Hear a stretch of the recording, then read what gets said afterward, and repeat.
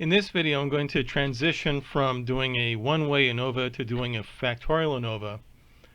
And the method that I use is similar to that used by Rosenthal and Rosnow.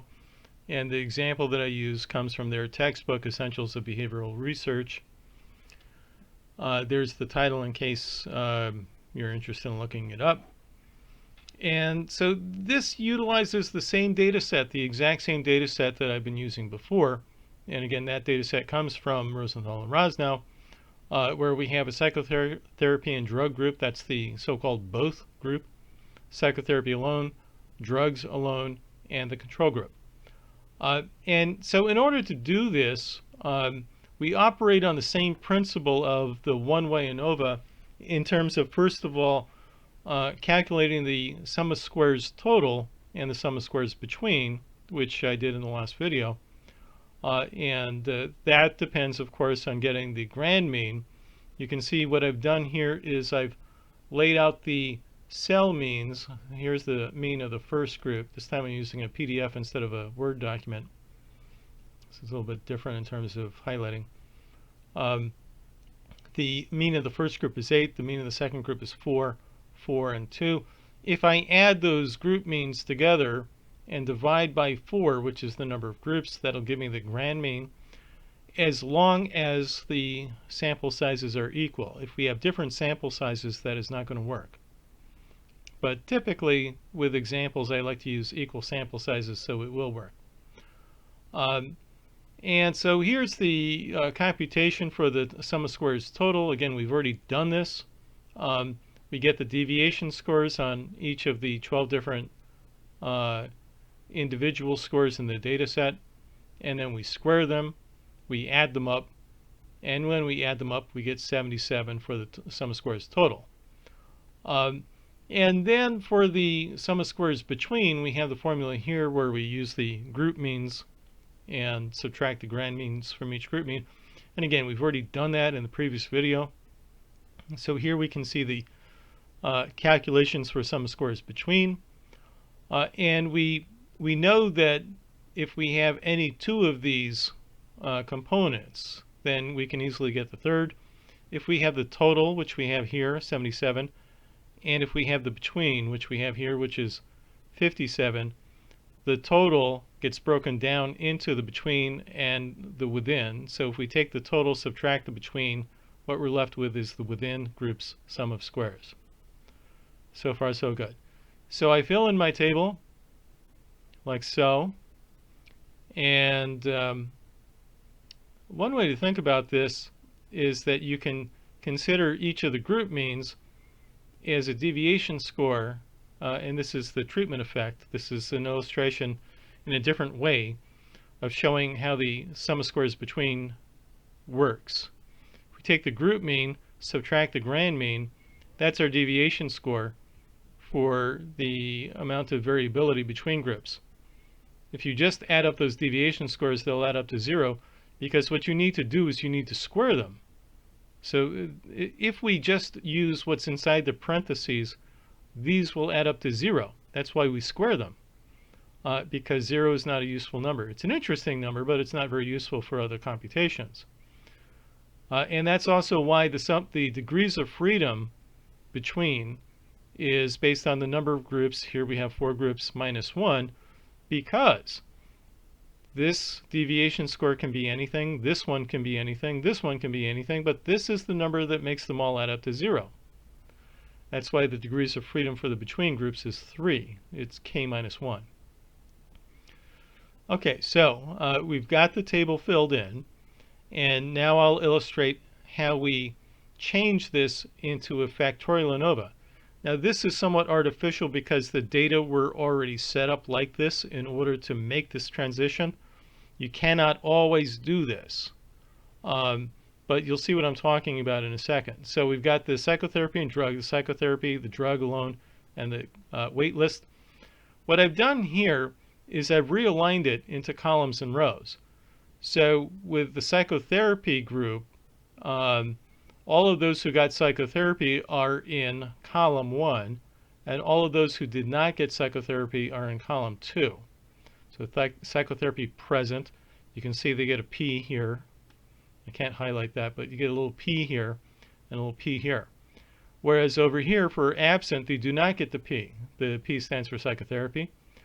And then the same thing for the rows. These are my two different independent variables. Psychotherapy is one independent variable, drugs is the other. And basically what we're doing here is we're crossing these two independent variables against each other. And when you cross variables against each other, you end up with a table that looks like this. If it's a 2x2 factorial ANOVA, that is to say, if the first variable has 2 levels, psychotherapy has 2 levels, and if the second variable has 2 levels, drugs has 2 levels, then you'll end up with a 2x2 table, just like this. You can have a 2x3, a 2x4, a 2x2x2, etc., where each of the different numbers represents an independent variable, and the actual value of the number represents how many levels of that independent variable there are. So if we had a 2x3, we might add another column here to represent the third level of that particular independent variable. Or it could be in rows or whatever. At any rate, so what we do here is we can see that this group right here, where my cursor is the group that gets both psychotherapy and drugs, and that's designated with a PD up here in the corner. The group that gets only psychotherapy is down here. You see that you only get a P, and absent for the row for drugs. For the group over here, they do not get psychotherapy, but they do get drugs. And so this is the drug group. And then down here, this is the group that gets nothing. That's the letter 0, or rather the number 0, to designate that they get no treatment whatsoever. They're a waiting list control group. Now I've taken my scores from the original table. If I scroll back, here's my original table. I take these 3 scores for the first group, take the 3 scores for the second group, etc., and I put them into this realigned or rearranged table. So 987 represents the group of people who got both treatments. 642 is the group of people who only got psychotherapy, and so forth. So what we want to do here, and this is what Factorial ANOVA is all about, we take the column mean, which represents all the people, all the 6 people that you see here, 987 plus 642. If you take the mean of all of those people, it would be 9 plus 8 plus 7 plus 6 plus 4 plus 2, and then divide by 6. You'll get the mean of that column, which is 6. And then the same thing over here, the mean of this column is 3. And that's the comparison of psychotherapy. You know, when you have psychotherapy versus when you don't have psychotherapy, you can see that there's a change. Now, when we actually calculate it, we're going to be comparing these column means against the grand mean. So it's not a direct comparison. That would be a t-test. It's not a direct comparison between these two numbers. It's a comparison of this against that. But at any rate, before we get there, we need to do the same thing with the rows. So we calculate the row means, and in this example, it's sort of a coincidence, but the row mean for this row, the people that got drugs, comes out to be 6. It's the same value as here. Usually it's not the case. It's totally coincidental. And for those people who did not get drugs, we see that the mean for that row is 3. Okay, so I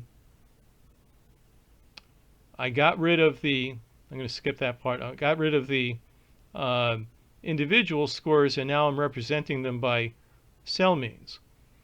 And in fact, let me skip that part too. That's not relevant for what I want to do today. For the calculation of the sum of squares columns, what we're doing is we're looking at this column versus this column, and we're ignoring the rows. And so this is how we calculate the column sum of squares and the row sum of squares. We look at the column of the behavior of people in column 1, and then we look at the behavior of people in column 2, but we ignore the rows for that computation.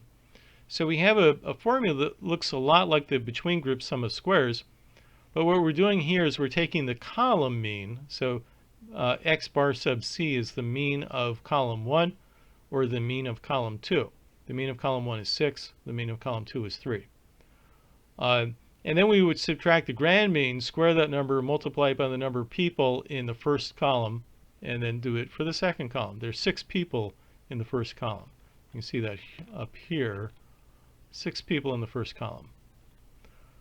Okay, and so this is the PDF that I supplied to class. So the page numbers here do correctly match up. You can see I did have a little bit of error with the formatting, things blending over to the second page. Rather unfortunate. I have to go back and fix that someday.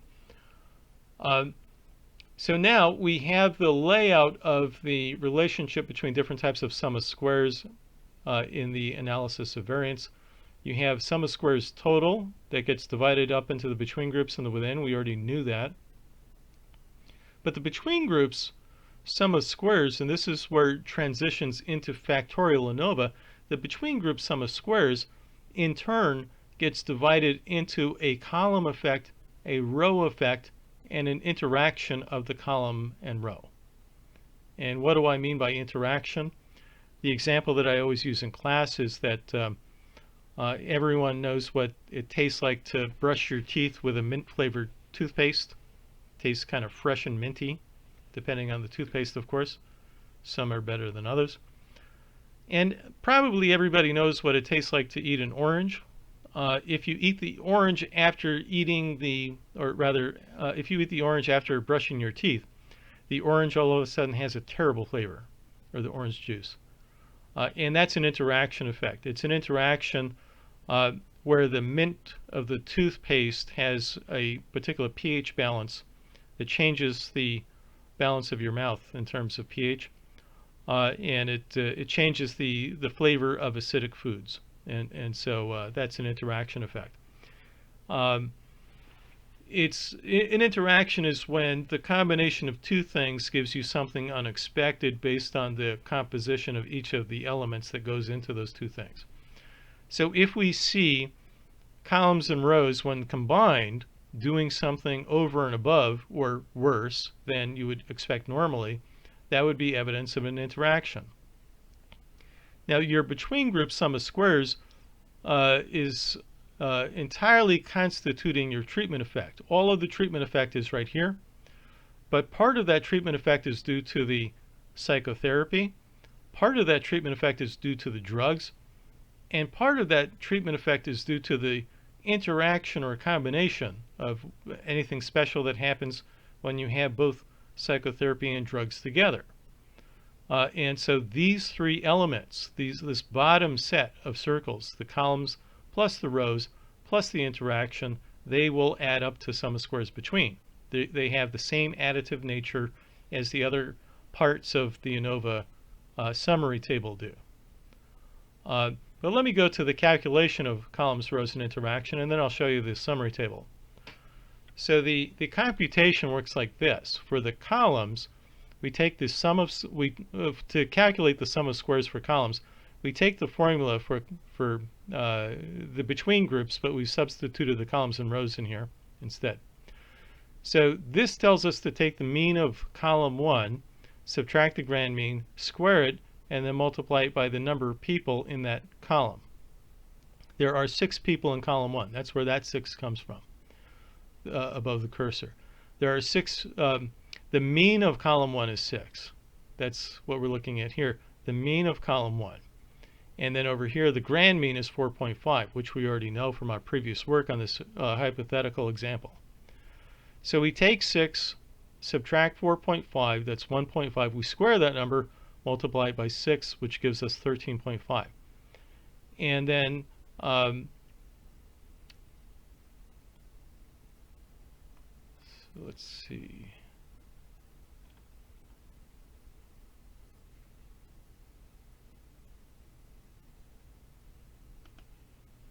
So I just realized that there's a typo here. I need to go back and fix that. But this number here, this 6 should be a 3.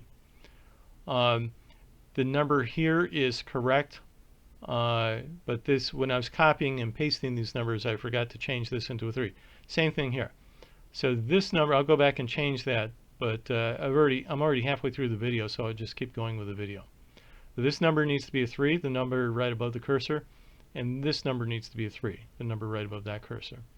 These numbers are still the same, they're still accurate. That's why I didn't catch it, because the end result is the same. So 3 minus 4.5 is 1.5. You square that number, multiply it by 6, and you get 13.5. And then the same thing over here. The numbers are the same for the rows in this example. Again, that's not going to happen most of the time, but in this case it did. So what we're doing, visually speaking, is we're taking this number, seeing how far it is from the grand mean, and then multiplying it by the number of people. There's 6 people in that group. And the same thing over here. We take this number, subtract the grand mean from it, which is 1.5, square that number, multiply by the number of people in that column, which is also 6. And then here what you see is the same thing for the rows. You see the highlighted part here in red. For the rows, we're doing the same analysis. People get counted twice, and in fact they get counted a third time because the interaction effect is based on the diagonals, where you take the mean of the first diagonal, subtract 4.5 from it, square it, multiply by the number of people in that diagonal, and same thing this way. But we can use a shortcut because the between groups adds up to columns, rows, and interaction. Or to say it in the opposite direction, if you add columns to the rows to the interaction, it comes up to the between groups. So if you know any two of these, you can easily get the third. If we calculate the columns, which is 27, and if we calculate the rows, which is 27, then we don't have to calculate the interaction. We can take the between group sum of squares, which is 57, subtract the columns and rows from it, and what you're left with is 3. Okay, so now I can start filling in the rest of my table. This part here, we already know from our one-way analysis, one-way variance analysis that we did in the last video. Then we have the degrees of freedom here, which are new, where C minus 1 is the number of columns, but you lose 1 degree of freedom. If you have 2 columns, then this is going to be 1. The number here is going to be 1. R minus 1 is the number of rows, and the same thing here. If you have 2 rows, then the number that you put here is going to be 1. And then here, it's the number of the degrees of freedom that you had here times the number of the degrees of freedom that you have here. So C minus 1 times R minus 1. Whatever number this is, times this one will give you this. So if this is 1 and this is 1, then this number has to be 1. And they will all add up to this one right here. They all add up to 3. Okay, so I've got my psychotherapy sum of squares, my column sum of squares. In spite of that typo, it still comes out to be 27. And we put that here. And then we do the same thing for the rows and put that here. 57 minus 27 minus 27 leaves us with 3. Or if you want to think about it the other way, this number plus this number plus this number equals 57. We see the same additive nature here. This number plus this number plus this number adds up to 3. It has to. That's how these things are related. Once you have this part, the sum of squares and degrees of freedom all lined up, then for each of the components over here, we take our sum of squares divided by its degrees of freedom. 57 divided by 3 is 19. 27 divided by 1 is 27, and so on. And 3 divided by 1 is 3. And then to get the F-test results for each one of these, we take this number. This is really a key number. This is the error variance. It's the amount of variance that's attributable to random factors, not the treatment effects. So for each of these, we take the mean square divided by the MS within, or in this case 2.5. Take 19 divided by 2.5, that's 7.6. 27 divided by 2.5 is 10.8. 27 divided by 2.5 again is 10.8. and then 3 divided by 2.5 is 1.2. For each one of these, you're going to have a different critical value based on the degrees of freedom. The first test here, the F test here, has 3 degrees of freedom in the numerator, 8 degrees of freedom in the denominator. You'd look that up in your critical value table to get a critical value for that F test. This one over here has a different critical value. It's based on 1 degree of freedom in the numerator, whereas you have 8 degrees of freedom in the denominator. So the numerator changed. You have a different numerator, and that's going to give you a slightly different critical value for this F test. These 3 are going to have the same critical value. This one is very low. This one is not going to be significant. Now, let's run the same data set in SPSS. I still have my data set open from the previous video, but now I need to set it up so that we have columns and rows. So these are the same data points,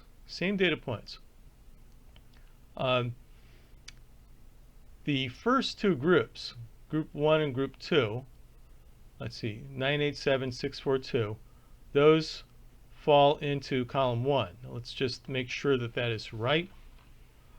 Let me go back up here. So 987, 642, that is column 1. So these people here are all in column 1, and I want to be able to tell SPSS that those are the people in column 1.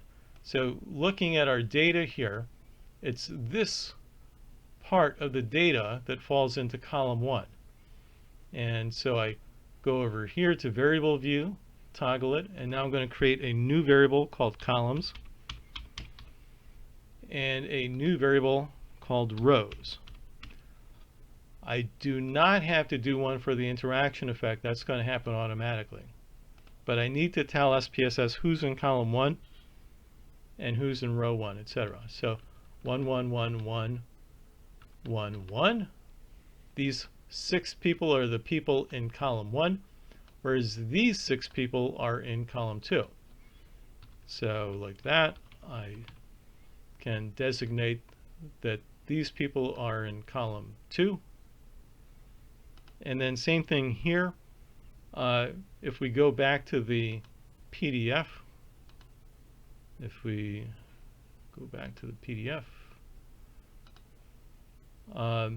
we can see who's in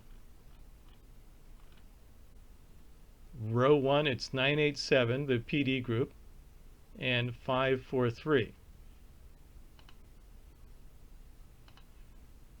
So that's 987, these ones, and 543, these ones. That's row 1.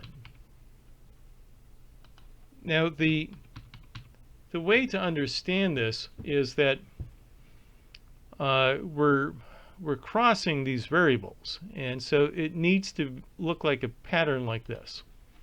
After you do it a few times, you get the hang of it pretty easily. But this is the layout that we use to tell SPSS who's in column 1 versus column 2, and then who's in row 1 versus row 2. And it's important that you get this right if you're analyzing data in a Factorial ANOVA. Okay, so now we go to Analyze, and General Linear Model, Univariate is the option set that we want. And we take our score, which is the dependent variable, and we put it up here. Thankfully for once, SPSS has a window that matches the way that we call it, dependent variable.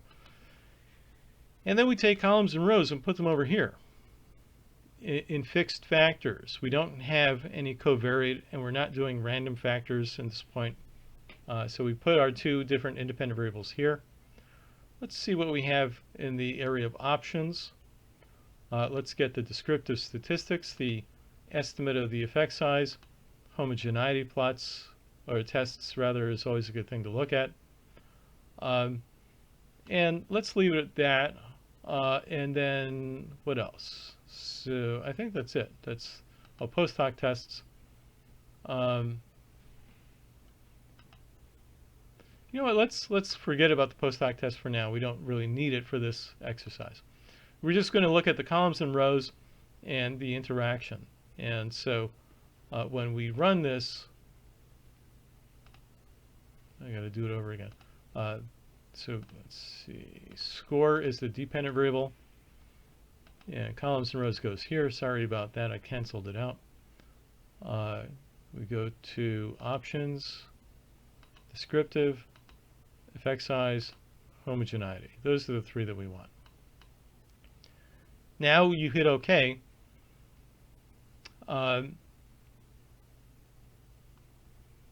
We have the descriptive statistics here. Column 1, you can see what they're doing is they're matching column 1, row 1. That's the psychotherapy and drug group, has a mean of 8. That's the mean of column 1 and the mean of row 1. And so this tells you really the same information that we had with our one-way ANOVA. The quality variances test, we have exactly the same test result for the Levine's test as we did with the one-way ANOVA, which is not surprising. But the thing that's different here than the one-way ANOVA that we ran previously is that we have a larger table. Now, the one-way ANOVA is represented here with the F value 7.60, which we calculated by hand and we ran in SPSS. But we see that we also have this additional piece of information of partial eta squared, which you can think of as the effect size. But since this is an omnibus test, meaning that we have multiple groups, we don't know which part of it is contributing to that overall effect size. Columns is the psychotherapy effect, and we see that the column main effect is 10.8. That's what we calculated by hand. But now we have an exact p-value, 0.011, and an effect size to go along with that. And the f-test for the rows, also 10.8, and an effect size to go with that. And then the interaction, you can see the way that SPSS displays interactions is to have the two different terms, columns times rows. So the asterisk designates the interaction of those two different independent variables. Columns and rows, the f-test is 1.2. And again, those are all the same results that we just calculated by hand. So that's a nice way to check the math and make sure that what we computed is accurate. So that's an initial walkthrough how to do a factorial ANOVA, in this case a 2x2 factorial ANOVA, both using formulas and also using SPSS. Thank you. I will add more materials shortly.